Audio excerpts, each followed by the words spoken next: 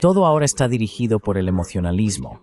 Y coincido completamente contigo, Ulrike, en que esto tiene que ver subconscientemente con el hecho de que Occidente está en declive. Y lo curioso es que es algo que no se puede evitar. No se puede evitar por medios militares. Eso solo acelerará tu declive y caída, porque socava la base civil, económica, política, cultural y sociológica de tu sociedad. Y ninguna sociedad puede vivir siendo solo, ya sabes, una máquina de guerra. Es como una adicción a las drogas, ya sabes. Tengo un problema, y luego tomo más drogas y tengo un problema mayor. Eso es lo que son las armas hoy en día.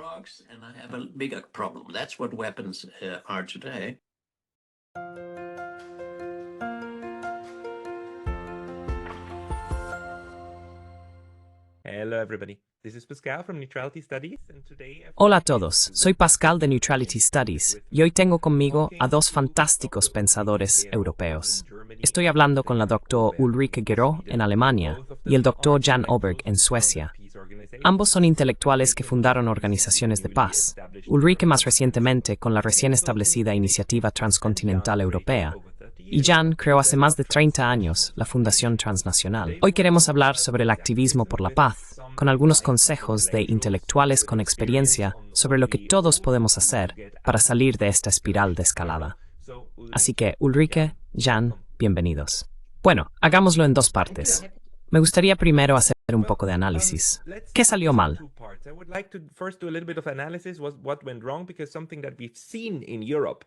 Porque algo que hemos visto en Europa en los últimos años es realmente la implosión del movimiento por la paz. No hay movimiento por la paz.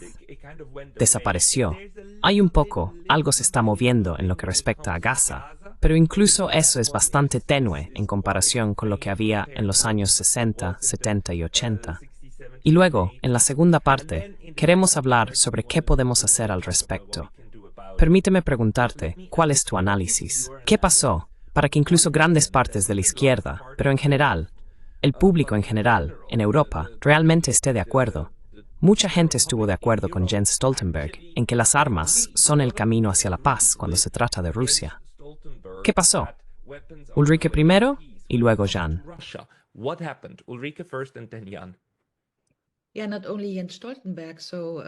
Sí, no solo Jens Stoltenberg. Así que las armas son un instrumento para la paz. También está la Iglesia Evangélica Protestante en Alemania. Es aún más sorprendente que ellos también tuvieran una postura muy clara sobre la entrega de armas como un instrumento para la paz. Así que es realmente asombroso cómo ese pensamiento podría cambiar y cómo el Partido Verde especialmente podría pasar de Petra Kelly, quien en los años 80 fue una de las figuras emblemáticas del gran movimiento por la paz, cuando tuvimos el debate sobre los misiles Pershing SC-20 en el 83, 400,000 personas en la Universidad de Bonn en ese entonces. Y 40 años después, tienes un Partido Verde en Alemania que es básicamente la cabeza de la política de la industria de armamento con Annalena, con Hofreiter y muchos otros que cambiaron, como decimos, a oliva, ya sabes.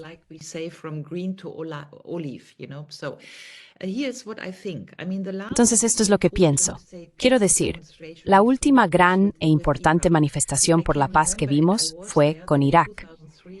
Puedo recordar, y estuve allí, que en 2003, cuando comenzó la guerra de Irak, las grandes calles de Unter den Linden en Berlín estaban realmente llenas. Había decenas de miles de manifestantes. Y algunos de ustedes pueden conocer esta brillante novela de Ian McEwan, el escritor británico, que tiene una novela llamada Saturday. Describe el día en que tuvo lugar la manifestación por la paz en Londres contra la guerra de Irak. Así que solo puedo recomendar esa novela muy corta llamada Saturday de McEwan. Tuvimos manifestaciones en Nueva York, Barcelona, Madrid, Berlín, en todas partes en 2003. Y como dices, luego cayó. My interpretation is twofold. Mi interpretación es doble. Una es que el movimiento global de izquierda en general básicamente fracasó a principios de los 2000. Fracasó con Antonio Negri, Michael Hart, ya sabes, este tipo de multitud de cumbres sociales. Hubo un gran movimiento sobre la multitud y las conexiones entre los movimientos de ecología, paz y justicia social. Y hubo esta cumbre social de Porto Alegre en 2004, creo. Ese fue el último gran impulso de la izquierda, donde la izquierda intentó combinar paz, justicia social y ecología en un solo movimiento. Lo llamaron multitud, con Negri y Hart como los líderes intelectuales. No hemos visto nada parecido desde entonces.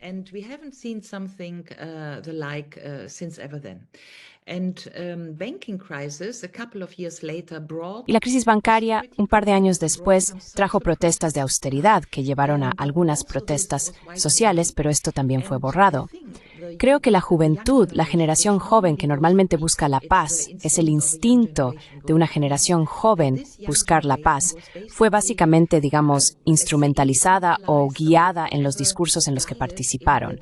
Se centraron en George Floyd, la diversidad, el clima y los temas transgénero. Surgieron muchos otros discursos. Greta Thunberg es un muy buen ejemplo porque fue la pionera en el tema del clima, abogando por quedarse en casa por el clima y las huelgas escolares por el clima.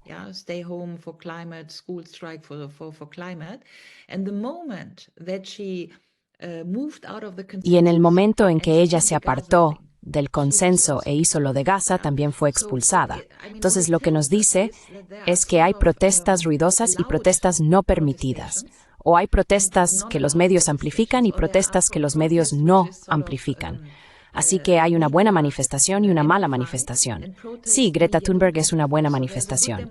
Y las manifestaciones transgénero, de George Floyd y por la paz son aquellas a las que nadie presta atención. La juventud no está ahí por alguna razón. Así que, de nuevo, creo que hay un cambio real en 20 años y supongo que el Internet y también el proceso de Bolonia, ya sabes, este cambio de las universidades, creo que todos estos son elementos que ayudan a explicar. Han, ¿cómo lo ves? Bueno, en primer lugar, lo que fue o solía llamarse el Movimiento por la Paz era básicamente un movimiento crítico o anti. No era un movimiento a favor de la paz. Estábamos en contra de las armas nucleares, estábamos en contra de los misiles intercontinentales y de medio alcance en Europa en los años 80, etc. Había muy poco de lo que Johan Galtung llamaría paz positiva y pensamiento positivo sobre la paz. Y eso, por supuesto, está relacionado con la psicología del asunto, ya que es mucho más fácil ser crítico. También porque algunos de ellos están impulsados por el miedo a lo que sucederá.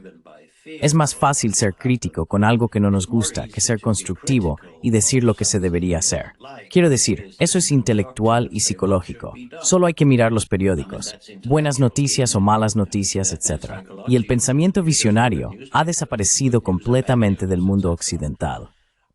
Aquellos que están dirigiendo la política, con misiones a 30, 40 años en el futuro, esos son los chinos en este momento.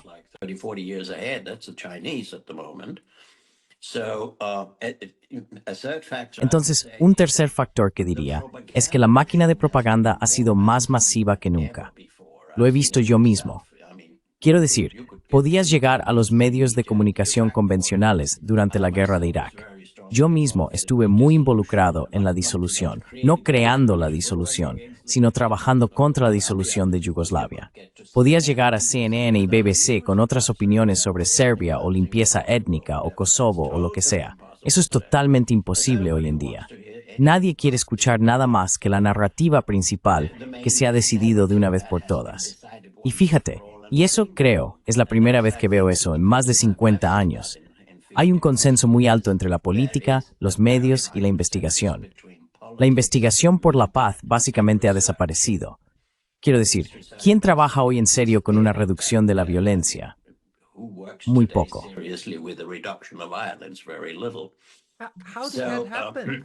¿Cómo sucedió eso? ¿Cómo se dio esa alineación? Porque no estaba aquí antes. ¿Cómo ocurrió esta alineación y esta ideologización? Shan y luego Ulrike. ¿Ulrike? Shan Yan Shan primero, porque todavía estabas hablando. Perdón por interrumpir. because you were still speaking. Sorry for interrupting. Oh, okay, no problem, no problem. I think Oh, está bien. No hay problema. No hay problema. Creo que el hecho de que Estados Unidos y el mundo occidental se estén debilitando significa que tienen menos tolerancia para cualquier tipo de diversidad. Quiero decir, cuando te debilitas, no quieres tener discusiones. No tienes suficiente confianza en ti mismo para tener discusiones y puntos de vista alternativos sobre lo que Occidente o Estados Unidos, la UE o la OTAN deberían hacer. Así que para mí está muy claro que esto está relacionado con un imperio en declive que busca controlar lo que está sucediendo. Lo ves claramente estos días también. Hay un desconcierto total debido a la iniciativa de Estados Unidos ahora con respecto a Ucrania y Moscú. Pero esa es una larga historia, y no es a lo que vamos. Pero creo que el movimiento por la paz, volviendo a eso, nunca ha sido realmente un movimiento por la paz.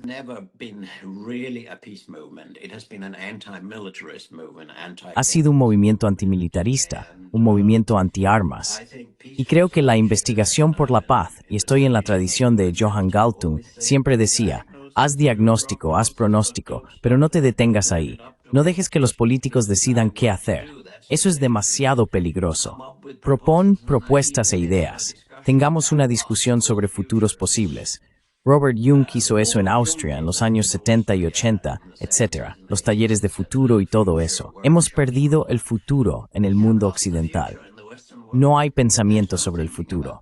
Le preguntarías a Macron, le preguntarías a Trump, o le preguntarías a Mette Frederiksen, o Christensen, o quien sea, o Scholz. ¿Cómo quieres que sea tu sociedad dentro de 20, 40 años? ¿Cuál es tu ideal? ¿Para qué estás trabajando? No habrá nada interesante en la respuesta, si es que obtienes una respuesta.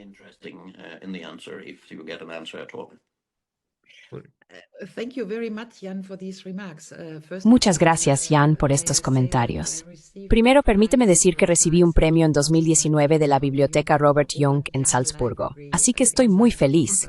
Y como te encuentras en la tradición de Galtung, un problema real, creo, es que no hay un movimiento por la paz permitido en los Estados Unidos. Los progresistas en Estados Unidos están ausentes. Quiero decir, todavía hay algunos progresistas. Sé que también hay un sentimiento anti-OTAN en los Estados Unidos y necesitamos conectarnos con este tipo de progresistas en América. Pero ya no tienes una figura como Galtung o Galbraith, Kenneth Galbraith, ya sabes, grandes luchadores por la paz y la justicia social. Quiero decir, Bernie Sanders todavía está presente, pero se está haciendo viejo. Sí, no hay nada.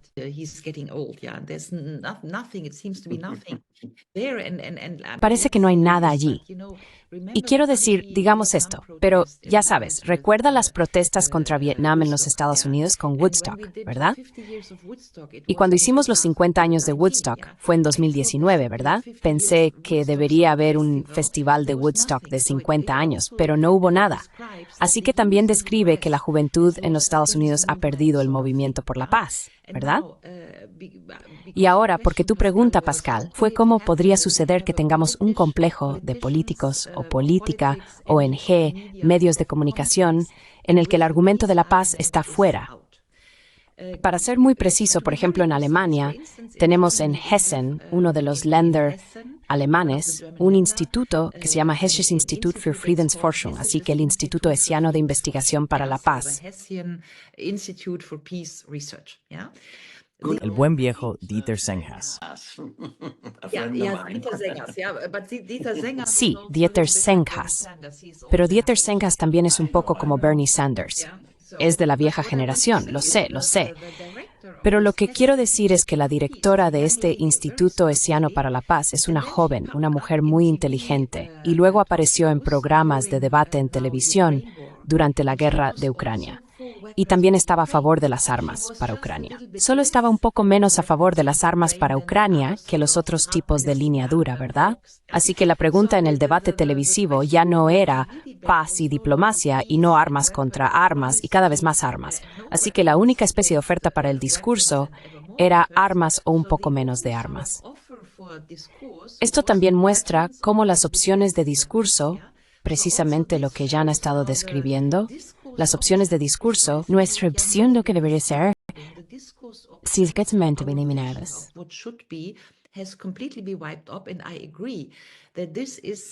Y estoy de acuerdo. Esto es, en mi opinión, gracias por decirlo, Shan, pero esto es básicamente, creo, la reacción de un mundo occidental imperial moribundo que sabe que lo hemos perdido. Lo hemos perdido ante los chinos. No tenemos más, lo dijiste, Shan, y estoy totalmente de acuerdo. No tenemos más capacidad para el pensamiento utópico, para pensar en términos de justicia y paz y así sucesivamente. Parece estar totalmente borrado. Y nuevamente, hemos creado nuevos discursos que están atrapando a nuestra juventud, como el clima, la historia del clima y lo que sea. Y así, los grandes temas de la sociedad, como cómo podemos vivir en una sociedad socialmente justa y pacífica, ya no están en el radar. Es muy interesante porque yo mismo escribí una utopía. Escribí un libro en 2016, 500 años después de Tomás Moro.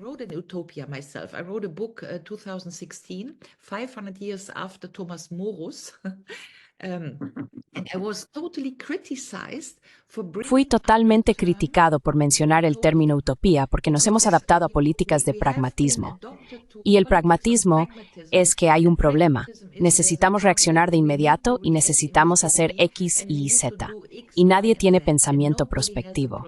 Y realmente creo que esto es totalmente terrible, porque si no tienes la capacidad de proyectarte hacia el futuro, entonces no vas a ninguna parte, porque solo estás corriendo detrás de lo que sucede cada día. Y para darte un último ejemplo, también fundé un pequeño, ¿cómo lo llamas? Verein, una pequeña organización benéfica, Erfuka, ya sabes, como uno de estos pequeños Vereins en Alemania, que llamé Europa 2049. Y lo único que quería hacer era prospectar el futuro de Europa en 2049, 100 años después de la Segunda Guerra Mundial. Y ya sabes, cuando comenzamos después de la Segunda Guerra Mundial, el 49 fue cuando se fundó la República Federal, y se fundó la antigua RDA, y se fundó la ONU, lo que sea.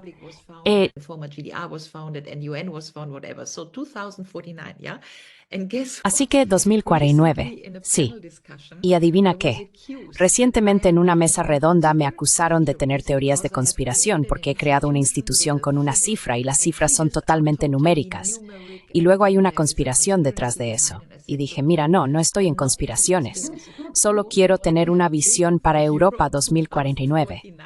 Y el hecho real de que, ya sabes, la reacción a Europa 2049 sea tan tonta, básicamente explica el vacío intelectual en el que se encuentra Europa.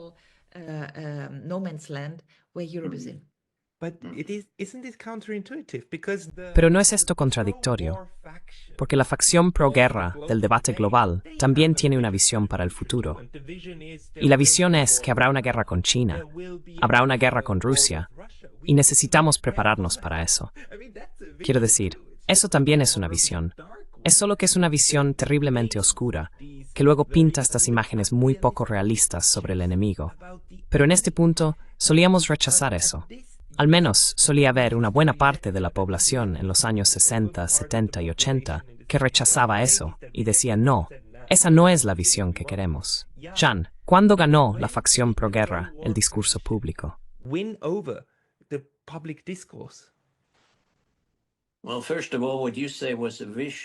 Bueno, en primer lugar, lo que dices es una visión. No estoy de acuerdo.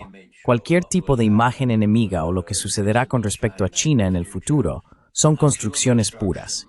Las imágenes enemigas son cosas que los países y los gobiernos construyen por sí mismos para satisfacer al complejo militar, industrial, mediático, académico que yo llamo MIMAC. Eso no es una visión.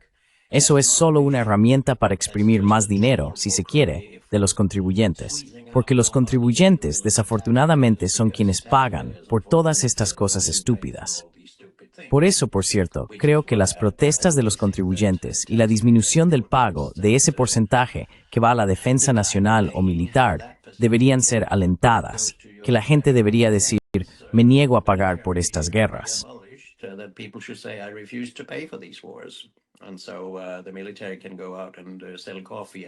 Entonces, el ejército puede salir y vender café y pasteles para reunir dinero para sus guerras. Pero en resumen, creo que es una pregunta enigmática la que estás planteando, porque si lo miras, todas estas guerras desde Vietnam han sido guerras perdidas. Han sido perdidas en términos de sus objetivos originales de control o extracción de recursos o lo que sea. Todas han sido ilegales, según la Carta de la ONU. Estados Unidos las ha encabezado todas, y todas han sido, en términos militares, derrotas. Solo mira Afganistán, mira la destrucción de Libia, mira la destrucción en parte de Irak.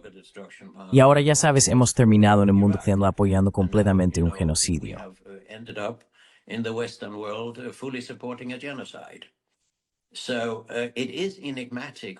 Entonces es enigmático por qué la gente no se despierta y dice que la guerra no funciona. La guerra ha sido un fiasco. Todas las predicciones, yo las llamaría no visiones, sino predicciones, de que ganaríamos en Irak y crearíamos democracia aquí y allá, liberaríamos a las mujeres, han sido pura tontería. Se demostró que estaban equivocadas, una tras otra. No hay una sola de estas predicciones sobre lo que una guerra llevaría. Y por supuesto, tampoco en el caso de Ucrania, porque el objetivo era hacer de Ucrania un miembro de la OTAN.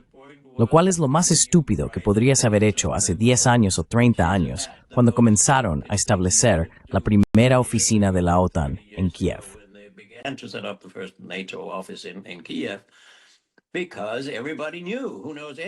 Porque todos los que saben algo sobre seguridad e historia saben que puedes expandirte y romper todas tus promesas a Gorbachev de que no expandirías la OTAN ni una pulgada. Y eso está bien documentado.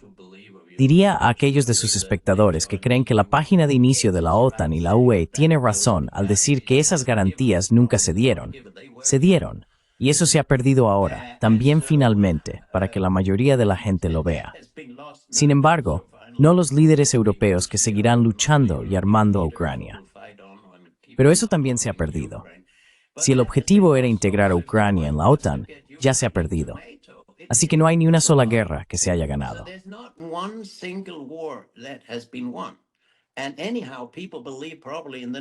Y de todos modos, la gente probablemente cree en la próxima guerra que quieren, ya sea con China o lo que sea. Pero tampoco subestimemos el enorme sesgo anti-China, muy construido por los Estados Unidos y en parte por Europa, bien financiado por el Departamento de Estado y el Pentágono, y los think tanks y Dios sabe qué, que están construyendo eso de nuevo. ¿Sabes? Trabajando en China, hablando con mis amigos, colegas y vecinos sobre China, todos piensan que estoy loco porque vuelvo de China. He trabajado con China desde 1983. Vuelvo de China y les digo que es una sociedad muy interesante, que funciona bien, que es un estado de bienestar y que han hecho cosas increíbles que nadie más ha hecho en la historia humana en 30 años.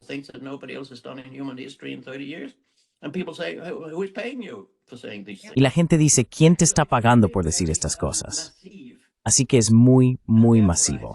Y por lo tanto quiero decir, no podemos resolver todos los problemas que estás planteando. Solo podemos decir que esto es un enigma para mí. ¿Por qué la gente no despierta y dice, oh, esta guerra es una tontería? Porque eso es lo que es. La guerra es una tontería, y legitimada por tonterías. No hay un solo argumento que puedas encontrar para la guerra en Ucrania que no podría haber sido detenido hace mucho tiempo por inteligencia normal, conocimiento normal y un poco de empatía.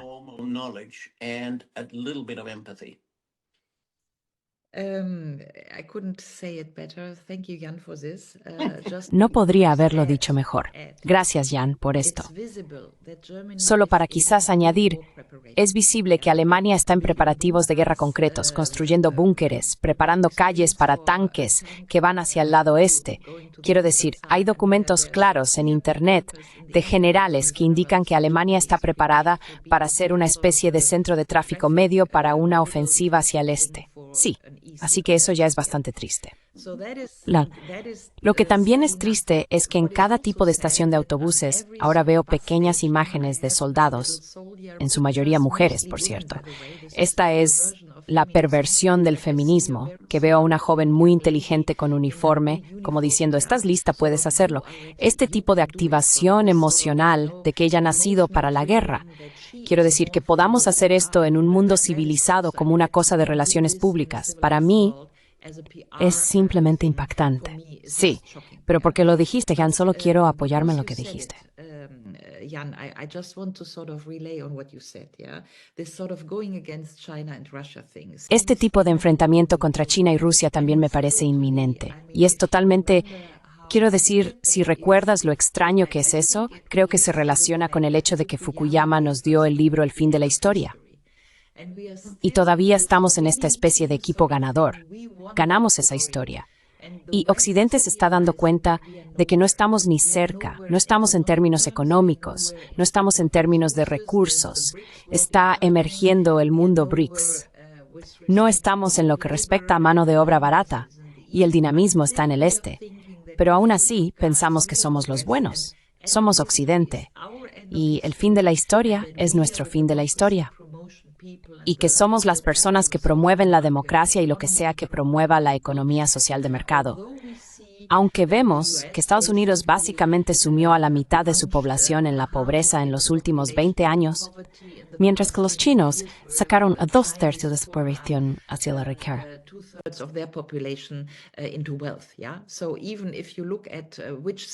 Entonces, incluso si miras qué sistema es mejor en la entrega para la gente, señalarías a China y no a los Estados Unidos.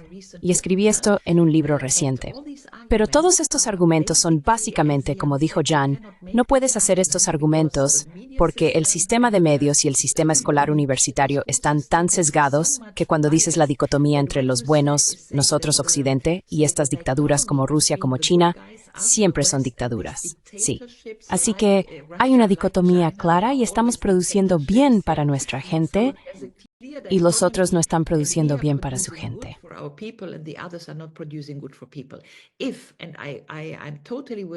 Sí, y estoy totalmente de acuerdo con Jan. Miras la realidad y luego te das cuenta de que, por ejemplo, Occidente, el llamado Occidente, ha estado infringiendo, violando la ley de la ONU durante años. Y por eso ahora lo llamamos el orden basado en reglas.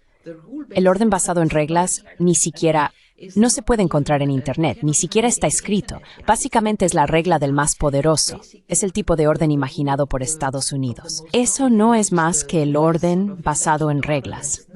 Pero nuestra ministra de Asuntos Exteriores, Annalena Baerbock, siempre está hablando del orden basado en reglas. Y esa es la única manera de eludir el hecho de que estamos infringiendo la ley de la ONU con respecto a Netanyahu, con respecto a la CPI, con respecto a Ucrania, lo que sea.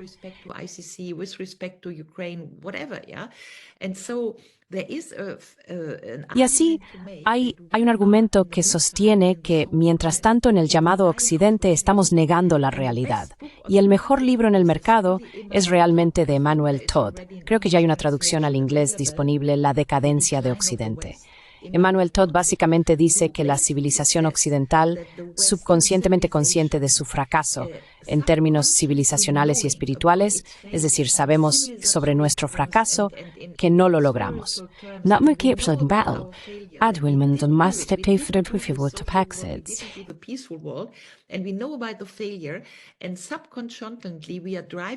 Y subconscientemente estamos conduciendo hacia este nihilismo del fracaso, una deconstrucción de la guerra, porque no podemos culparnos a nosotros mismos. Necesitamos un chivo expiatorio. Y el chivo expiatorio ahora es Putin o los chinos. Ellos harán la destrucción que no podemos asumir como nuestra propia destrucción. Creo que ese es un argumento muy importante. Y tú, Pascal, quizás puedas invitar a un psicólogo la próxima vez a tu charla, porque creo que necesitamos estudiar los fundamentos psicológicos de Occidente, que todavía está ahí, el orden basado en reglas. Somos Occidente sabiendo que fallamos y nos dirigimos hacia el nihilismo y la destrucción porque no podemos asumir este hecho.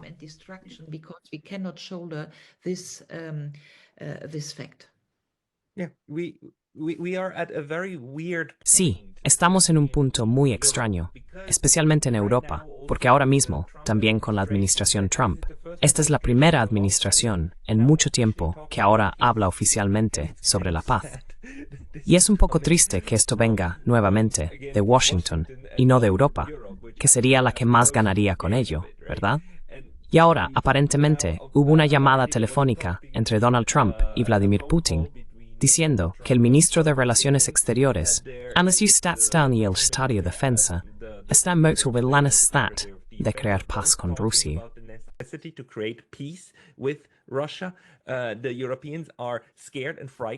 Los europeos están asustados y aterrorizados y no saben qué hacer. Tienen reacciones de choque porque quieren continuar con esta beligerancia. Pero al mismo tiempo, me parece que, en comparación con hace 3 años, ahora estamos en un punto diferente, porque hace 3 años, las voces por la paz del público en general estaban realmente reprimidas. Y bueno, en este momento, todavía Francesca Albanese, la relatora especial de la ONU para los refugiados palestinos, acaba de ser cancelada de la Freie Universität Berlin. Así que eso sigue ocurriendo.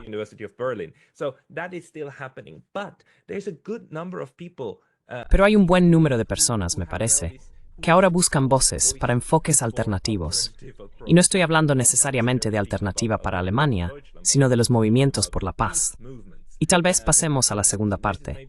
¿Cómo construimos un nuevo movimiento por la paz, o incluso una red de paz en el terreno, para defendernos de esos belicistas que quieren imponernos estas políticas de autodestrucción? Tal vez de nuevo, Sean primero y luego Ulrike, tienen ideas sobre cómo podemos, desde el punto de vista de la sociedad civil, reavivar un movimiento para deshacernos de esta locura belicista que nos ha estado envolviendo.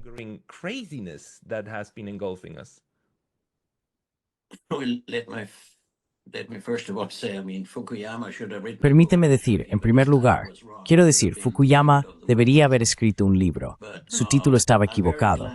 Debería haber sido El fin de Occidente. Pero me alegra mucho, Ulrike, que menciones la psicología, porque he estado argumentando, creo que también en una conversación anterior aquí con Pascal, que hace mucho tiempo que no podemos entender la política internacional como algo racional, y que podemos entenderla mediante, ya sabes, enfoques científicos o académicos como la ciencia política, las relaciones internacionales, esos tipos de escuelas, etc. Lo que necesitamos hoy es psicología, psiquiatría, escatología, teología y muchas otras cosas. Pero esos tipos de, ya sabes, cosas que eran aspectos, perspectivas, enfoques que no necesitábamos antes porque había un mínimo de realismo involucrado. No solo la realpolitik, sino el realismo y la racionalidad en la política. Todo ahora está dirigido por Emma.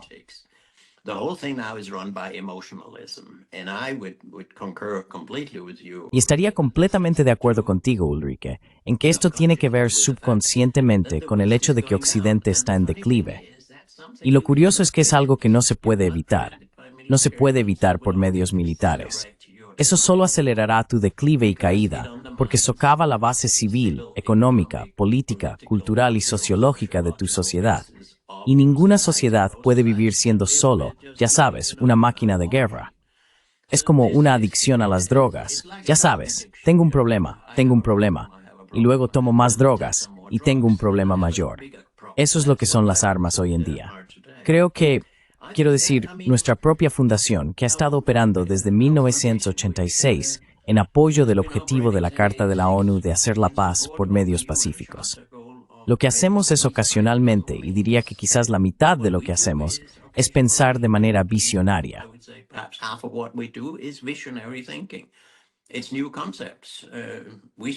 Son nuevos conceptos. Ya lideramos, o lo hice con Johann Galtung en Alemania, en el 77 creo, la idea de la seguridad humana en lugar de la seguridad militar nacional. Ahora estamos hablando de gobernanza global, porque la democracia se está quedando atrás. Ya no es democracia. Pero, quiero decir, mira a los Estados Unidos, que se supone que es una democracia, ahora se maneja por decretos y órdenes ejecutivas. Y un hombre que dice cosas sin haber consultado a nadie. Pero lo que estoy diciendo es que los militares piensan globalmente. Las personas económicas, las personas de finanzas, las corporaciones piensan globalmente. En términos de democracia, el campo político, solo podemos discutir a nivel nacional. Nosotros 3 sentados aquí podemos ir y votar por nuestros sistemas nacionales, pero no podemos votar por nadie a nivel internacional.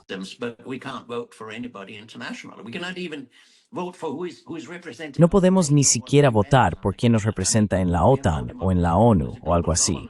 Quiero decir, no tenemos democracia global. Es un gobierno global, democracia global, unas Naciones Unidas reformadas, nuevos conceptos de paz y seguridad. Hay una cantidad increíble de dimensiones intelectualmente interesantes y multiculturales al pensar en un mundo mejor. Y eso es realmente lo único que me interesa. Estoy harto y cansado y aburrido. Me aburro a mí mismo hablando de lo estúpido que es el militarismo. pero tienes que hacerlo. Volvemos a los 3 elementos de cualquier buen trabajo académico, sobre los que Johan Galtung también escribió bastantes libros. Siempre conocer las cosas. Ese es el juego entre datos y teoría. Conocer lo que haces, lo que es la realidad. Luego tienes el juego entre teoría y valores constructivos o nuevos valores. Y ahí es donde entra la crítica.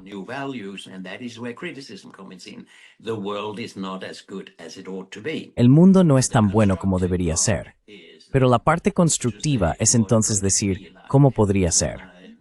Y puede que me hayas oído citar antes a George Bernard Shaw, porque siempre uso esto. No sé si realmente lo dijo, pero se le cita diciendo que la mayoría de la gente mira el mundo tal como es y pregunta por qué. Pero deberíamos mirar el mundo como podría ser y preguntar por qué no. Y eso es lo único que puedo hacer. No puedo hacer nada más. Mi fundación, la que dirijo y que mi esposa y yo hemos creado, está dedicada a eso, y lo haremos mientras respiremos, escribamos y hablemos. Pero no puedo decirte lo que otros deberían hacer. Puedo decirle a cualquiera con quien hable, en las conferencias que doy, etc., a los estudiantes que conozco, que sean constructivos. Piensa en cómo podría ser. Pero sabes, no consigues un trabajo haciendo eso. Algunas personas tienen que vivir a través de ello.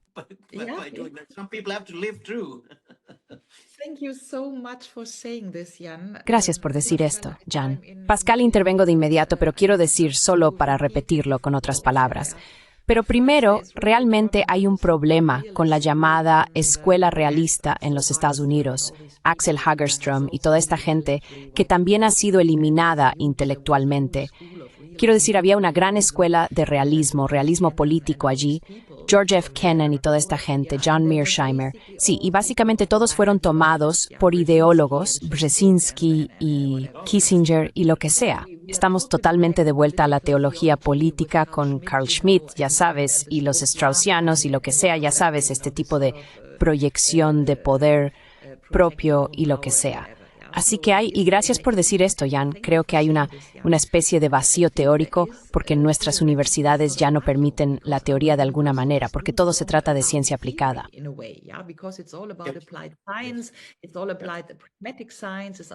Todo está aplicado. La ciencia pragmática se trata de datos, datos, datos. Pero la teoría importa. Y en el momento en que perdimos la teoría del realismo político, especialmente en los Estados Unidos. Estoy muy agradecido de que digas esto, y tienes razón. Por ejemplo, durante un par de años estuve interesado en lo que se llama constitucionalismo global. Hay ramas de la academia que hacen cosas como el constitucionalismo global. Piensan en una especie de nuevo orden mundial en términos de cómo debería estar constituida la ONU. ¿Es bueno basar el sistema de poder de la ONU en los Estados-nación? ¿O deberíamos pensar en una representación que sea la representación de los pueblos? Porque en la ONU y especialmente en el Consejo de Seguridad de la ONU no tenemos representación de los pueblos. Sí.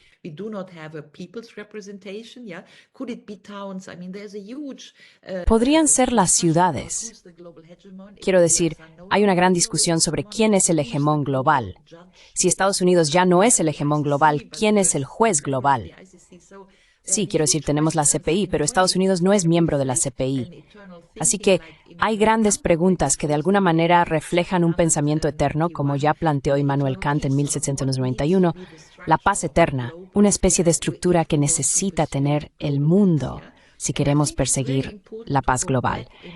Y creo que es muy importante volver a la investigación en la academia, discusiones, por ejemplo, como el constitucionalismo global.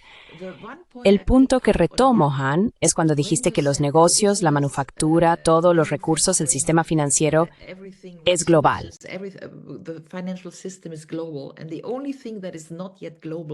Y lo único que aún no es global es básicamente el poder estatal, porque eso está vinculado al Estado-nación.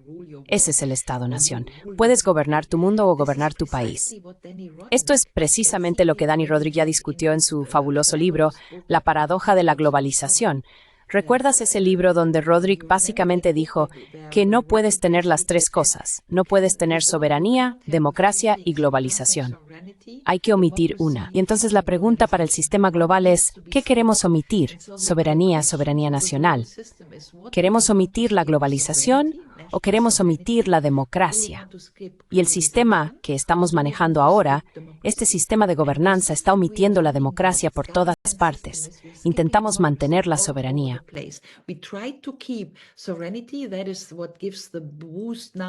Eso es lo que ahora da impulso a todos estos partidos de soberanía en Europa, los llamados partidos populistas, pero también a Trump y Macron. Hacer América grande de nuevo, una especie de soberanía doméstica. Intentamos mantener la globalización porque necesitamos la globalización para alimentar a la gente, ya sabes, todo este asunto del comercio y demás, pero lo que falta es democracia. Esto es lo que Dani Rodrik en su libro llamó el triángulo del diablo. Sí, uno necesita omitir, y creo que la matriz teórica es una especie de qué podríamos omitir, qué no deberíamos omitir, y no deberíamos omitir la democracia en esta ecuación. Sí, y hay trabajo teórico por hacer sobre cómo organizarlo. Y me encantaría, Pascal, que tu formato, tus estudios de neutralidad fueran una especie de sede de una discusión global internacional sobre esto.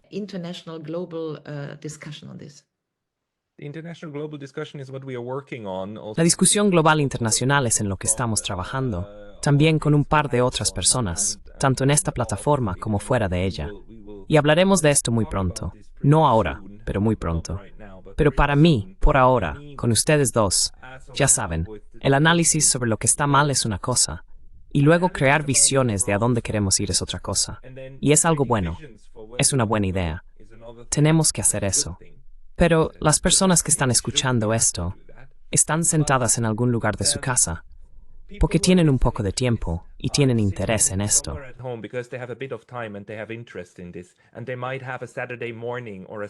Y podrían tener un sábado por la mañana o un domingo por la tarde cada semana escuchando. Y podrían pensar para sí mismos, ¿qué puedo hacer? 65, recién jubilado, 70, jubilado, desde hace 5 años, o 45 y todavía trabajando con niños, pero aún sienten el mismo impulso que nosotros. Así que, recursos limitados, una vida que vivir, cosas que hacer, pero te gustaría hacer algo. ¿Qué es lo que podrías pensar? ¿Sabes? En pasos concretos que la gente pueda emprender. Que sea constructivo, dentro de los medios posibles que construiría hacia un futuro constructivo y orientado a la paz.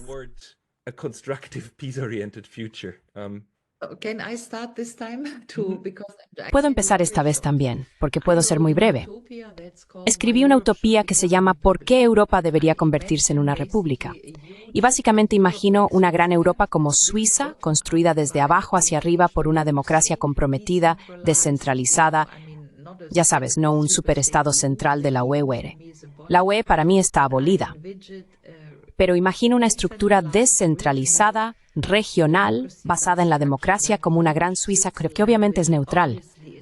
Porque las dos fortalezas que Europa puede extraer de la historia son que tenemos experiencia en el equilibrio de poder.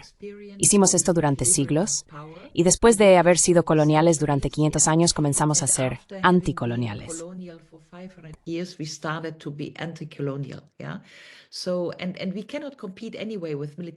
Y de todos modos no podemos competir con la militarización. Nunca competiremos con los chinos, con los rusos o con los estadounidenses. Así que creo que deberíamos trabajar en el único punto de venta de Europa, que es la paz, la diplomacia y el equilibrio de poder. Y eso es lo que llamé mi, ya sabes, Eidgenossenschaftliche Europäische Republik, o República Europea, que no está copiando a los Estados Unidos de Europa, que no está copiando a los Estados Unidos. Así que esa es mi pequeña utopía, cómo trabajar en ello en términos muy concretos. Gracias por darme la palabra, Pascal, sobre esto. Fundé una fundación en Suiza llamada Iniciativa Transcontinental Europea.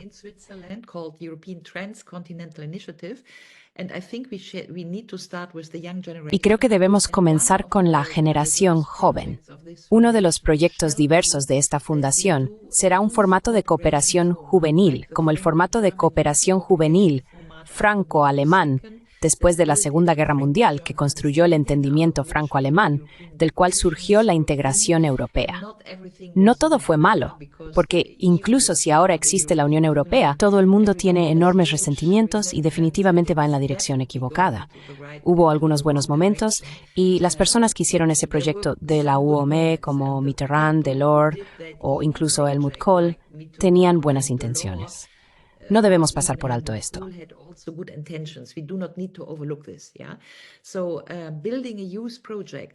Entonces, construir un proyecto juvenil para el continente euroasiático, una estructura postatlántica, para mí, lo más importante es que Europa salga de este corsé transatlántico en el que se encuentra y que construyamos un formato de cooperación BRICS europeo. Y esa es una tarea generacional. Y necesitamos instruir a nuestra juventud. Así que un proyecto de cooperación juvenil que básicamente permita el intercambio entre europeos y rusos, entre europeos y chinos, o europeos en Tayikistán o Kazajistán o Irán. Creo que lo más importante es que salgamos de esa dicotomía de pensar que los europeos piensan que los rusos son malos, que los iraníes son malos, que los chinos son malos, que todos son rivales, que todos son enemigos. Entonces, una recomendación sería intentar reconstruir vínculos. Intenta conectarte en línea, reconstruir vínculos con Rusia, con Irán, con China, de manera individual. Eso sería una cosa, ¿verdad? Y empujar a la juventud. Y tratar de educar a la joven generación en nuevas mecánicas de mirar hacia el este. Estas personas no son malvadas. Quiero decir, intentar sacar a las jóvenes generaciones de la pensée unique, del mundo unipolar, como se llamaba en ese momento, que es que el único pensamiento está en la narrativa transatlántica y cualquier cosa más allá de esa narrativa transatlántica es por definición mala. Necesitamos sacar a nuestros jóvenes de ese pensamiento, de esa pensée unique. Han, ¿cuál es tu recomendación?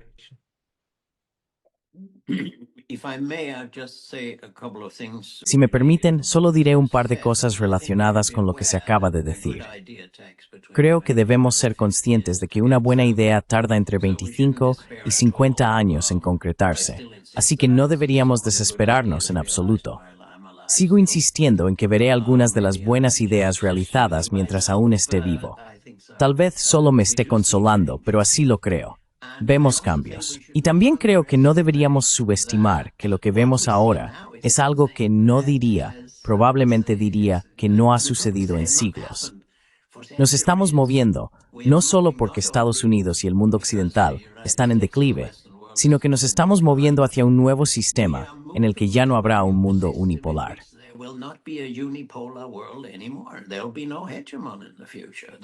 No habrá un hegemón en el futuro. Habrá un mundo multipolar, multinodal, multialgo, multicultural, lo que sea, pero no habrá alguien que intente dominar a todos los demás, y los chinos tampoco lo harán. Y entonces creo que la cuestión de la democracia global, dijiste, ¿qué vamos a omitir? Si me preguntas, lo que deberíamos omitir es el militarismo, porque en el momento en que lo omitimos obtenemos enormes recursos. Es el militarismo lo que se opone al tipo de cooperación humana del que acabas de hablar. Es la idea de que necesitamos imágenes de enemigos. No tenemos imágenes de amigos sobre las que operamos la política. Y así, cada vez que decimos estas cosas, cámbialas por un pensamiento constructivo.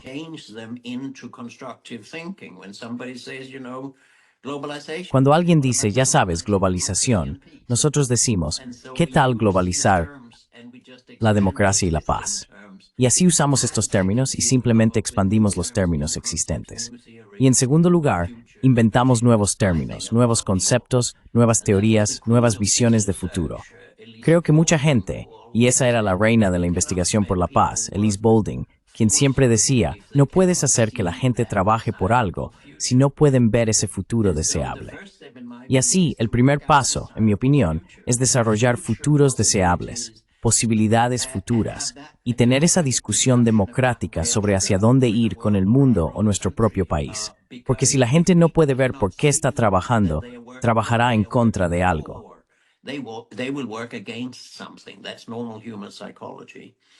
Eso es la psicología humana normal.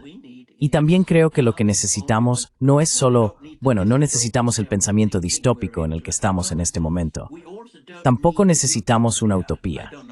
No sé a qué te refieres cuando lo dices, pero en mi opinión, necesitamos lo que se llama utopías. Utopía no significa la Unión Europea, sino que significa un futuro deseable que también es posible. Mientras que la utopía tiene la connotación de ser algo onírico, fantástico, pero que no puede ser realidad. Y en el momento en que puedes impulsar quiero decir, estoy tratando de hacer eso en mis propias entrevistas con personas de los medios y decir, oye, ¿y si pensáramos de manera diferente?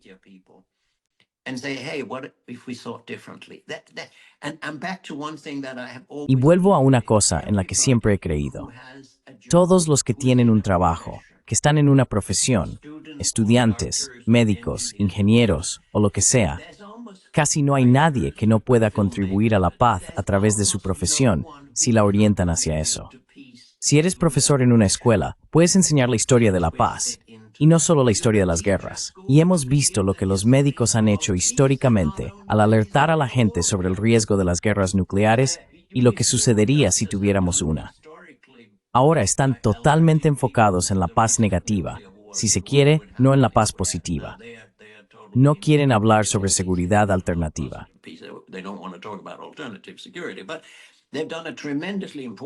Pero han hecho un trabajo tremendamente importante al señalarnos lo que significaría en términos de salud si tuviéramos incluso una pequeña guerra nuclear.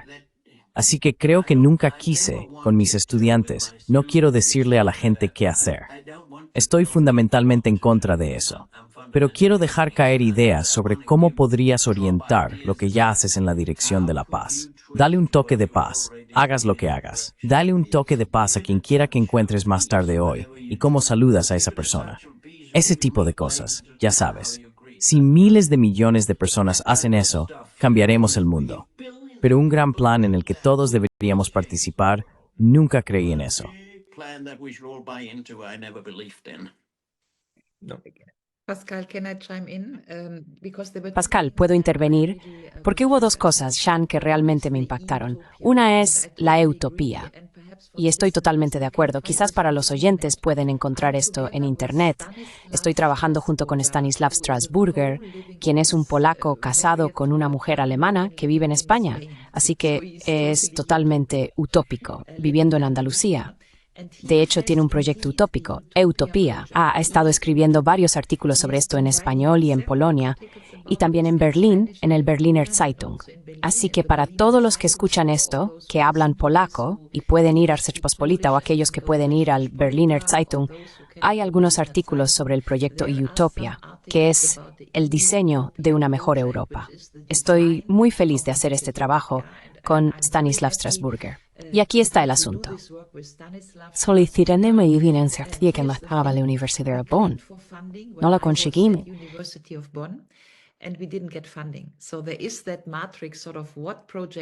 Entonces existe esa matriz de qué proyectos en la academia reciben financiamiento de fundaciones y cuáles no, qué no se financia, así que dejemos esto de lado. Lo sabemos, lo sabemos. Así que el otro aspecto, Han, que realmente me gustó en tu comentario, todos los que tienen un trabajo pueden hacer algún tipo de trabajo por la paz. Y había este toque globalista. También creo que es un poco como con la IA, inteligencia artificial. No podemos deshacernos de eso. Necesitamos trabajar con ella e intentar hacerla pacífica. No podemos deshacernos de la globalización. Lo que veo en términos políticos es que hay un antiglobalista global, como se llama en Alemania, la tendencia antiglobalista, y la tendencia antiglobalista son los llamados soberanistas populistas en la Unión Europea, Marine Le Pen y Meloni y AfD y FPÖ, pero también Modi, que busca una India hindú soberana y así sucesivamente.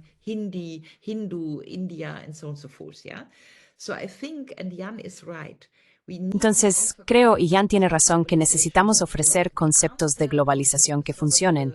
La respuesta a la perversión de la globalización que nos llevó al control social, la militarización y la pobreza social no es no a la globalización, sino una globalización diferente. Creo que definitivamente necesitamos trabajar en conceptos, básicamente reconectando con lo que mencioné antes en esta charla, la multitud y los conceptos de Negri y Hart, la cumbre social en Porto Alegre y todas estas cosas. Ya estábamos bastante avanzados en pensar en un mundo diferente, pero el miedo que tengo es que la globalización ahora se está desarrollando de manera muy negativa para tantas personas, los rezagados.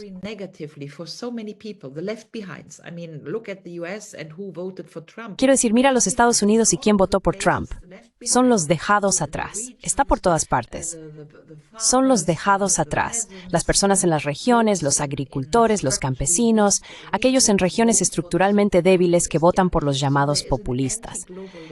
Así que hay una reacción antiglobalista políticamente en todo el mundo. Y nuevamente creo que la respuesta no puede ser el soberanismo y, ya sabes, cerrar fronteras. Pero la respuesta debe ser conceptos muy diferentes de cómo globalizar la justicia social, cómo globalizar la paz, cómo globalizar el antimilitarismo y así sucesivamente.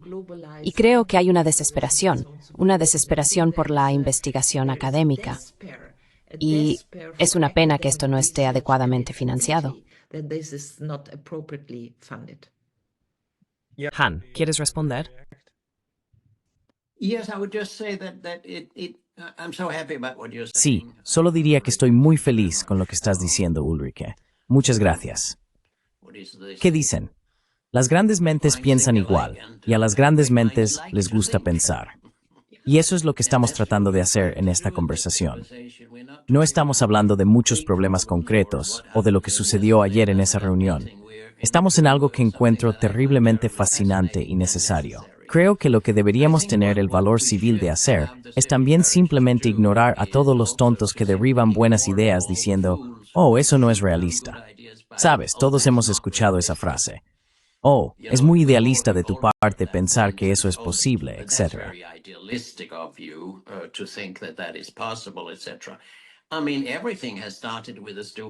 Quiero decir, todo comenzó con una idea estúpida de unas pocas personas y se extendió. Ya sea la conciencia sobre el medio ambiente y el clima, la primera conferencia en 1972 en Estocolmo, o todo el tema de las mujeres, ha sido iniciado por unas pocas personas, por supuesto, pronto convirtiéndose en un efecto bola de nieve. Pero siempre ha sido que alguien dijo, oye, eso no es realista. Y así, si decimos que lo más realista es la resolución de conflictos civiles, en lugar del militarismo y la guerra, y matarnos entre nosotros, mucha gente dirá que eso no es realista, que eso no es la naturaleza humana, o algo así.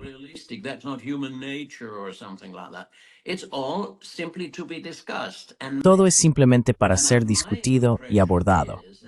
Y mi impresión es que ningún político, ninguna persona en el poder tiene miedo a la crítica. Se critican entre ellos, reciben muchas críticas en los medios, en cartas al editor, las reciben aquí en la red, etc.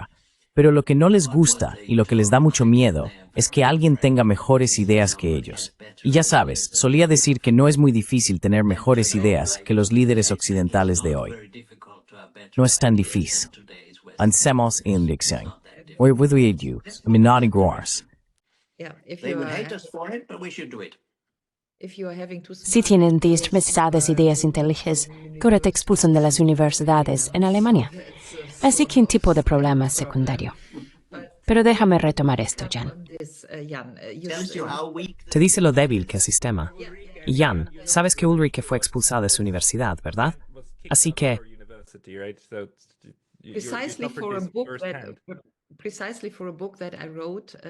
Precisamente para un libro que escribí con respecto a la guerra de Ucrania, describiendo el contexto de Europa, una perspectiva para la paz, una solución pacífica, Europa, Ucrania, Rusia, y una perspectiva para Europa. Pero dejemos esto de lado. Jean, quiero retomar cuando dijiste que las grandes mentes piensan igual. Pensar ya no tiene más valor. Y hay una especie de cosa real aquí. Una ruptura civilizacional, quiero decir, una ruptura civilizacional que con la inteligencia artificial pensar es invaluable, pero ya no tiene más valor. Hay algo que el pensamiento en sí mismo ya no es estimado. Y lo que quiero decir es, quizás pueda señalar a aquellos que leen o hablan alemán a Bason Brock, que es un filósofo alemán muy importante, ¿verdad? Bason Brock is a very important German philosopher. And I did a podcast with him because I also have a podcast. Hice un podcast con él porque también tengo un formato de podcast que se llama European Citizens Radio. Lo encontrarás en Spotify, European Citizens Radio en Spotify. En el episodio 3 hablo con Bason Brock. El título es Europa necesita refinar su pensamiento. Europa muss das Denken wiederfinden. Europa necesita refinar el pensamiento.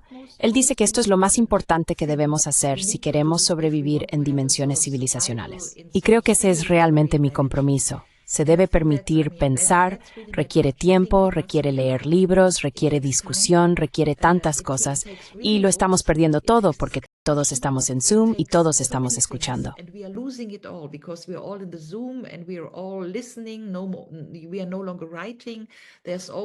Ya no estamos escribiendo.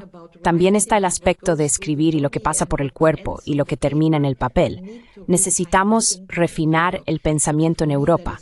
Para mí eso es realmente importante. Y eso es algo que todos pueden hacer, especialmente con respecto a los niños. Quiero decir, ahora hay movimientos iniciales en contra. No estoy en contra de la digitalización per se, pero ahora tienes los primeros movimientos en Suecia, Dinamarca, Japón, creo, o incluso en Francia, donde ya no hay teléfonos móviles en la escuela. Estamos tratando de sacar a los niños de tal dependencia e incluso de leyes digitales. Y todo esto está relacionado con refinar el pensamiento. And all this is related to refine the thinking.